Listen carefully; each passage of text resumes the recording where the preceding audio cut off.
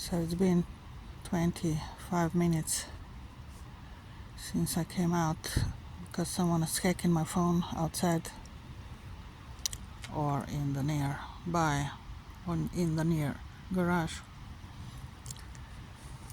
and I deactivated my phone, and the phone has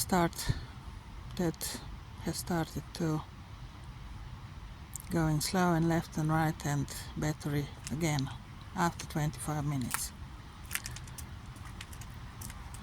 So I think it's this one here, I'm quite sure. They've got the situation that one stays in, the other goes out, and lock the person in here, because I see some light inside. The car is in and someone's inside the car. And that's how it goes all night long, and all day long. It doesn't matter, because if they don't do it by night, they do it by day.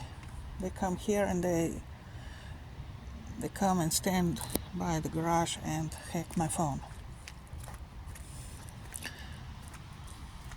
This one I can't say right now, but there were people here as well a few weeks ago, a week ago, maybe today is also, but they're kind of more quiet. But I can tell you, I'm sure there's somebody inside of this garage right now hacking my phone, and he's gonna hack the hell out of him right into the jail.